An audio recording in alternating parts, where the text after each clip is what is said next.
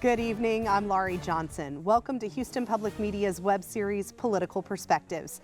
Every week, I'll be joined by show commentators Aiyer and Brandon Rottinghaus to discuss all things political. Tonight, we'll continue the conversation from Red, White, and Blue about what to expect from Super Tuesday. So let's get started, Jay and Brandon. One of the things that I think is interesting, this is the first presidential primary that Texas has ever been in Super Tuesday. What effect might that have? What does that mean for our state? What does that mean for Super Tuesday as a whole? Well, it's a big event for Texas. We're the largest prize in Super Tuesday, the biggest collection of states that are going to be in play, and Texas is the jewel in that crown. It's the reddest large state. So if you're someone like Ted Cruz, this is a make or break time. He has to do well here. He has to do very well here because his pathway narrows considerably if he's not successful. This could also be the place where we see the final emergence of the Trump phenomena, if he's able to pull off an upset and win. And we'll see if Marco Rubio really is a candidate who can do well here. And Texas is the firewall on the Democratic side for Hillary Clinton. So in the past, Brandon, we've kind of seen candidates sort of bypass Texas because Texas came much later in the process. Is that starting to change? It is. I mean, like Jay said, Texas is the trophy buck of Super Tuesday, and it is a big prize, but it is in combination with a bunch of things. It's funny, there have been times in Texas's past where the primary has mattered. In fact, 1976 was a moment where Reagan lost but ended up winning by starting a revolution. You also had in 1980, actually, George H.W. Bush losing to Ronald Reagan here in Texas by a very slim margin. Bush almost pulled it out, and that was enough to convince him to drop out. So there have been some momentous things that happened during a Texas primary, but it has almost never been the case that it has been the moment where it propelled a candidate to a certain direction, except perhaps in 2008, where Barack Obama really turned the corner to some degree on Hillary Clinton. This is going to be, I think, a momentary blip for a lot of these candidates because they're playing a big game. And although Texas is a big prize here, they're playing the Super Tuesday sweepstakes, and they need to be able to do better. And that is why I think Ted Cruz in particular is in trouble, because a shared win here is effectively a loss for him. And so he needs to be in a position where he is not only taking some delegates out of Texas, tamping down expectations, he's going to Arkansas, he's going to Tennessee, he's going to these other places, and he's trying to secure some delegates, because if he comes out of Super Tuesday with a distant second, then he's in big trouble. So if either Cruz or Marco Rubio secure a certain amount of delegates, keep coming in second or third, are they going to try to take that all the way to the convention? Are we going to see, a fight at the convention over the nomination? Well, I think if this was a normal election cycle, the answer would be probably not, because ultimately you can't be the nominee if you just don't win states, especially as we get into more winner-take-all states. This is probably a different year, largely because the establishment is uniform in their desire to stop Donald Trump. Right? He is a game changer for them in terms of their entire mechanics. So the whole question is, who's going to be the alternative to Donald Trump? Is it going to be Marco Rubio? Is it going to be Ted Cruz? Cruz is making the argument that it's him. Obviously, Rubio has got a lot of establishment support. A lot of the Jeb Bush folks have gravitated towards him.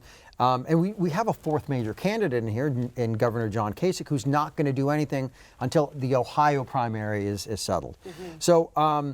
So I could see a scenario by which, unless there's a clean Trump win, or rather a long protracted battle, because I don't see Ted Cruz leaving anytime soon if he does well enough in Texas. I think the big question is, how long does he stay if he does poorly in Texas? And you get that sort of one-on-one matchup, Rubio versus Trump. But the whole question is, Marco Rubio has to win a state. If he doesn't start winning a state, then this idea that he is the obvious sort of challenger to Trump is going to fall away. No one has ever been the Republican nominee and won as many states, and not won as many states as Donald Trump has. He's the Buffalo Bills of the race, right? He's everybody's second choice. Everybody likes him a lot, but we're not going to root for you, right? Until you do something good. Yeah. And he's in big trouble, right? And he needs to be able to find a coalition that's going to get him there. There has been some coalition around Rubio, and I think that will continue. But I honestly think that the party is in a position where they are looking for and happy with a controlled burn of the political landscape. They're okay with having Trump go a little bit farther. And Every time they've tried to attack him, it's backfired. Every candidate who's attacked him has lost support, not necessarily to Trump, but lost support in general. Trump has become this kind of bulletproof, and I think the party is willing to allow that to go, and frankly, I think they're smart to do that. What ends up happening here is that it looks like Goldwater in '64. Goldwater didn't win, but how many times do people talk about the legacy of Barry Goldwater?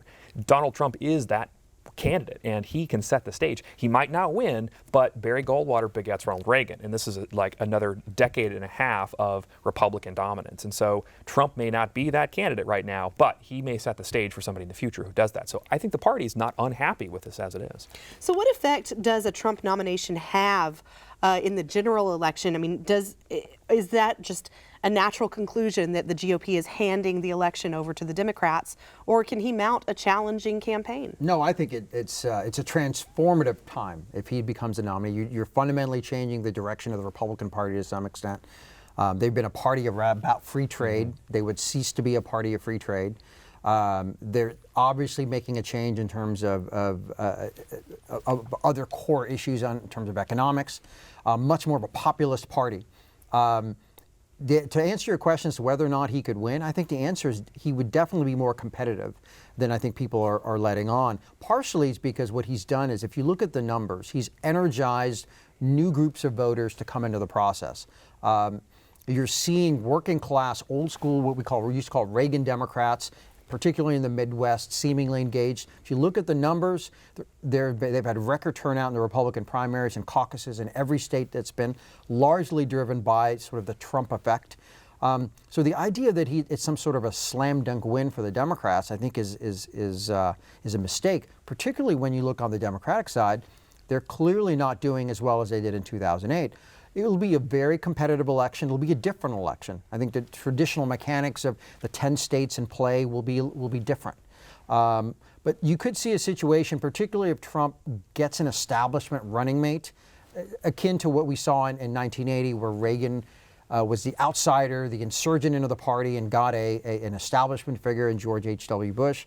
And sort of unites the party and move it in a different direction. We forget that prior to 1980, the Republican Party was a pro-choice party, had lots of elements of that, was far less sort of religiously driven than I think in some ways it is now. So you could see a difference. And I think Trump could certainly do that, but yes, he would be competitive. Do you think that we've been underestimating Trump, that sort of he's been reduced to a cartoon character, and that's not really who he is? I certainly did, and this is a new era of American politics. But remember what happened after 2008? The Republicans were crying about how they needed to find a new message. This happened after the budget battle, right? Where the president was effectively sort of won the day. The Republicans say we need a new message. 2012, they lose. We need a new message. Well, you've got a new message. Why can't it come from this kind of grassroots? And we've had history show us that this can work. Extreme candidates, or thought to be extreme candidates, Andrew Jackson in the 1820s, Ronald Reagan in the 1980s, looked like they were unelectable because they were too conservative, but ended up spurring a revolution. So who's to say that Trump won't be that? As Jay said, he's bringing out new voters. The coalition is changing in a way that is favorable for him and possibly favorable to the party. Right. But is the problem that the party doesn't like the new message? Yeah. The party's going to have to adjust, right? And the problem is that you've got the split between the kind of elite-driven, top-down model of who funds the election and that grassroots insurgency, which is who is on the ground voting. And that difference, I think, has to find some resolution. Often these are fought at the state level. Sometimes it's fought at the convention level nationally. And so we will see some merging of that. But the parties have to come together to be able to, the parties in the party have to come together to determine where they'd like to go and how they're going to package Donald Trump. You cannot control Donald Trump, right? You cannot control him. You need to be able to find a way to steer him in the right direction, and I think that's the best they can do. So, sorry. No, I was going to say in 1980, Jimmy Carter, the candidate they feared the most was George H.W. Bush. Yeah. The candidate they wanted was Ronald Reagan, and we all know how that ended up. So I think sometimes we're basing our opinions on sort of the conventional wisdom of the day, and what we forget sometimes that in elections the conventional wisdom changes and evolves over time. So one last question: we've talked all about the Republicans the whole time. Let's talk a little bit about the Democrats. What happens to Bernie after Super Tuesday? I think this is sort of Bernie's Waterloo. The states really are not lined up well for him, with the exception of Vermont and in Minnesota. I don't think he's going to do very well in many of the southern states.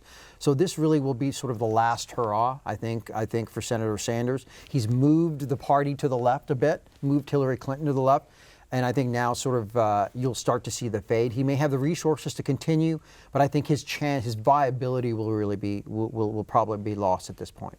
This is where the wagon breaks down. All candidates face this moment where you need to have money and credibility to compete nationally, and he doesn't have it. The fact is that the party has backed Clinton, and for good or for ill, that's where it's going to be. Mm-hmm. She's going to grab 2/3 of the delegates from most of these states. Yeah, she's going to, they're going to be competitive races in Minnesota, but the fact is that she's going to really come out of there with a clean thwacking of Sanders, and that's going to, I think, pretty much be the end of that discussion. And does he have a similar effect on the Democrats' messaging that Trump is having on Republicans? Does he sort of shift the party a little bit? I don't think so. I mean, I think clearly she will adopt some of that language, especially with respect to the banks, although she's already done that to some degree, co-opting that during the debates, and she's shifted her positions around a little bit. But the Clintons and the campaign and the Democratic Party are too smart to go too far in that direction, recognizing that in order to sell her as a general party candidate, she needs to be able to be much more in the middle. She's built for that, right? And she's not built for the more kind of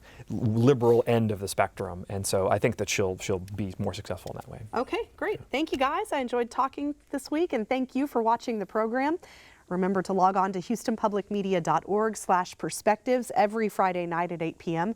following the 7:30 broadcast of Red, White, and Blue. Thanks so much for watching. We'll see you again next week.